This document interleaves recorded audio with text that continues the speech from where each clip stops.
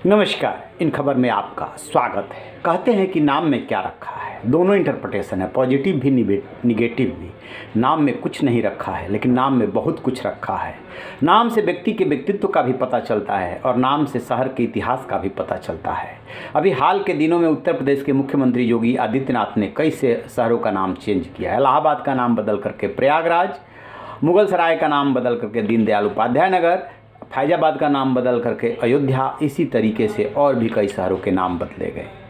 यदि इससे भी ज़्यादा लेटेस्ट बात करें तो जो हिंदुत्व की प्रयोगशाला है गुजरात में, वहाँ अभी मोटेरा स्टेडियम का नाम बदला गया तो काफ़ी हाय तौबा मचा।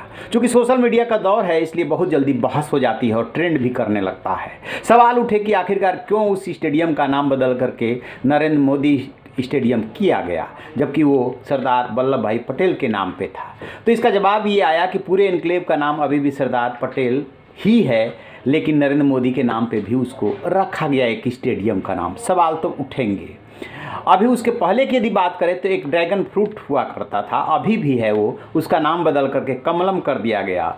वहाँ विजय रूपाणी जो वहाँ के सीएम हैं, उन्होंने ये तर्क दिया कि चूंकि ये कमल के आकार का है, इसलिए इसका नाम कमलम किया जा रहा है। तो दो ऐसे नाम चेंज की घटनाएं गुजरात में हुई, जिसको लेकर के खासी चर्चा हुई हाल के दिनों में।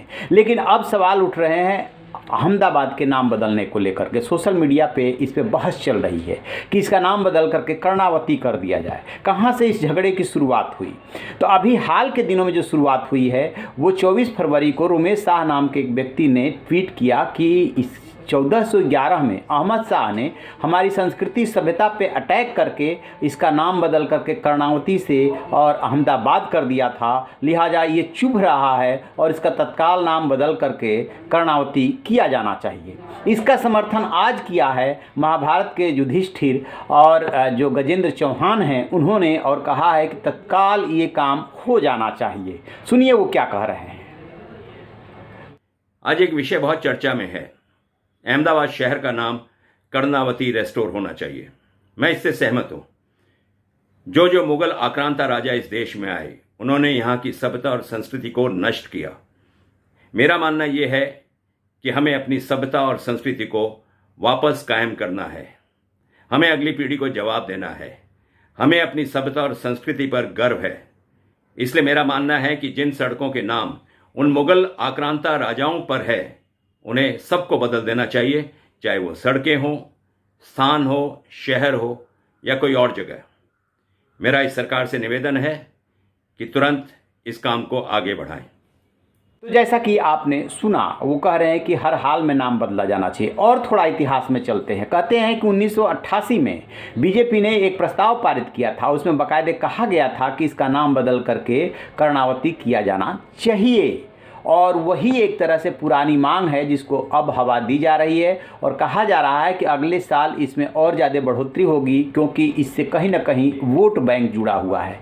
हैदराबाद म्यूनसिपल कॉरपोरेशन का जब चुनाव हुआ था, तब आपने देखा था कि किस तरीके से उसका नाम बदल करके भाग्यनगर रखने का वायदा किया था उत्तर प्रदेश के सीएम योगी आदित्यनाथ ने। उसका कितना असर हुआ, आपने उसका परिणाम भी देखा था। बहुत फर्क पड़ता है इन सब चीज़ों से। और अहमदाबाद का नाम बदल करके जब कर्णावती करने की बात की जा रही है, तो निश्चित रूप से जब इतिहास में झांकेंगे तो ऐसे ढेरों शहर मिलेंगे। कहते हैं कि 600 से ज़्यादा शहर है जिनके नाम जो है अलग अलग आक्रांताओं ने अपने नाम पे कर लिया, जबकि उसका इतिहास कुछ और ही है। तो उसको यदि बदलने निकलेंगे तो बहुत सारे नाम बदलने पड़ेंगे। महाराष्ट्र का औरंगाबाद का झगड़ा अलग है, बख्तियारपुर का झगड़ा अलग है। मतलब ऐसे ढेरों नाम है जिसको बदलने की मांग उठती है, लेकिन ध्यान उसी पे दिया जाता है जहाँ से वोट बैंक जुड़ता है, जहाँ से फ़ायदा होता है। तो देखते हैं कि अहमदाबाद का नाम बदलने को लेकर के जो फिर से एक मुहिम शुरू हुई है, वो कहाँ जा कर के ख़त्म होती है। तो आप रहिए ना बेखबर, देखते रहिए इन खबर। इन खबर चैनल को सब्सक्राइब करें।